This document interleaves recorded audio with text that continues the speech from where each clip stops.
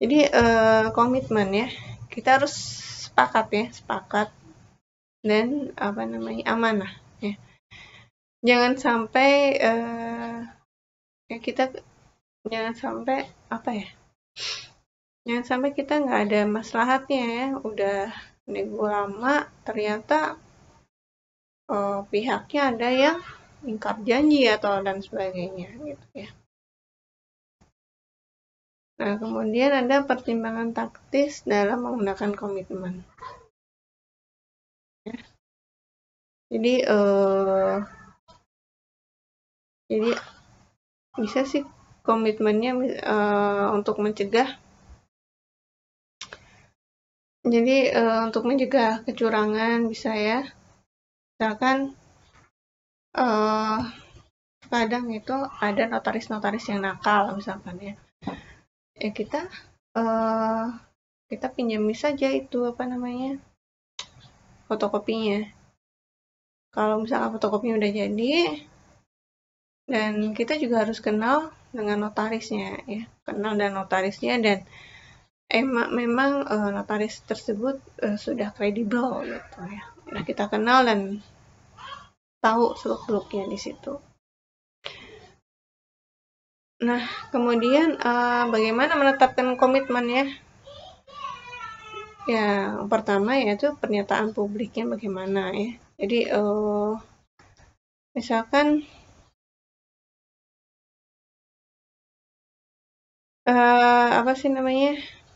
orang itu dikenal seperti apa sih di hadapan publiknya gitu kan. Apakah kan kadang ada makelar tapi yang punya kasus gitu ya, ada makelar yang banyak kasusnya gitu kan. Kan sama kita oke-oke aja, tapi terkadang yang namanya orang ya kehimpit ekonomi, apalagi kondisi seperti sekarang, yang kita harus hati-hati ya, jangan terlalu percaya sama orang, jangan duluan transfer sebelum ada barang, ada uang ya. Jadi kalian misalkan DP dulu deh segini dulu gitu kan, jadiin dulu aja kalau misalkan mau gitu kan. Notarisnya berapa? Biaya misalkan buat biaya notaris, ya udah biaya notaris akan saya bayar ke notarisnya gitu kan, sekian, nanti dikurangi sekian gitu kan. Karena apa? Karena kalau kita udah DP duluan, ya udah raib gitu kan, pergi melayang gitu kan. Bahkan banyak yang kasus-kasus yang kurang aman, apalagi yang di Bogor ya. Yaudah nanti transfer aja ke tempat saya sekian, nanti saya transfer ke pemilik tanahnya sekian gitu kan. Misalnya mereka nggak ada komitmen, langsung kabur gitu ya. Nah, kemudian mencegah pihak lain dari prematurnya komitmen. Jadi kita harus tahu ya komitmennya seperti apa. Jadi harus ada hitam di atas putih ya, harus ada hitam di atas putih. Maksudnya harus ada surat perjanjian yang bisa gitu ya. Karena apa? Karena kalau kita nggak pinter-pinter ya, apalagi ada orang yang menggunakan gendam ya, gendam itu kayak sihir gitu ya, itu bisa bisa jadi kasus penipuan jatuhnya ya nanti. Jadi kita harus tahu ya, misalkan jual beli properti ya, kalian harus tahu ini sertifikatnya apa ya, terus kemudian bagaimana BPN-nya ya. Kalian harus cek di situ, jangan sampai punya sertifikat ganda, apalagi di Jakarta ya. Jakarta itu punya sertifikat aja bisa digusur, bisa kena gusur, apalagi nggak punya sertifikat ya, hati-hati. Nah, ini bagaimana menentukan cara untuk meninggalkan posisi berkomitmen ya. Jadi kita harus tahu ya, dicatat dicatat, semuanya dicatat.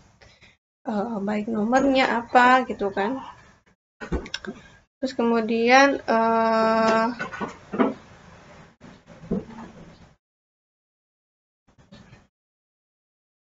bagaimana komitmennya ya, terus menyatakan kembali komitmen, terus bagaimana mengurangi kerusakan, maksudnya kerusakan itu kerusakan komitmen ya. Kita harus menjaga itu semua. Tapi kalau misalkan dan itu harus tahu kondiktenya, bagaimana kondikte notarisnya, bagaimana kondikte pribadinya orang itu, bagaimana kondikte apa, kan kita bisa ngecek misalkan properti itu bisa ngecek di bagian BPN ya, atau nggak bagian desa. Kita harus ukur ulang sebelum apa sih namanya, sebelum terjadinya kesepakatan. Itu harus diukur ulang dan sebagainya. Kita harus tahu proses-prosesnya kan. Kita kan sekarang udah gampang ya, ada Google, ada dan sebagainya. Nah, menutup kesepakatan ya, pertama menyediakan alternatif. Kalau Anda cocoknya seperti ini, bagaimana dengan yang ini gitu kan? Bagaimana dengan ini? Kalian memberikan alternatif sehingga kedepannya itu memberikan apa namanya, ada penjualan yang masuk ke kita misalnya gitu kan. Kemudian mengasumsikan penutup, jika misalkan saya jadi nih gitu kan, itu bagaimana pembayarannya itu harus jelas, ini jelas dan sebagainya. Terus meledaknya penawaran, jadi misalkan saya mau beli ini, aduh banyak broker di situ ya, banyak broker biasanya. Di sini ya, kita harus kesepakatan harganya berapa, di mana dan sebagainya. Nah, kita harus bisa ya, harus bisa ngomong, bilang kalau misalkan menolak secara halus bagaimana ya, bagaimana cara menolak dan sebagainya. Kemudian teknik herbal tadi basna ya. Nah, kalau herbal itu adalah untuk mengalahkan pihak lain, jadi untuk menjatuhkan. Jadi misalkan ya seperti tadi itu kan, buka harga di 3.500.000 padahal NJP-nya 400.000 ya. NJP 400. Nah, kita bisa juga menggunakan teknik herbal, langsung jatuhin di angka 700.000. Kenapa 700.000? Misalkan buka harganya 3.500.000, ya kan NJP-nya segitu ya kan, sangat tinggi. Kalau 3.500.000 ya di kota ya, posisinya di sini yang perumahan, misalkan di perumahan saya aja 3.500.000 gitu kan, 2.800.000, masa di kampung bisa 3.500.000 gitu kan jomplang banget gitu kan.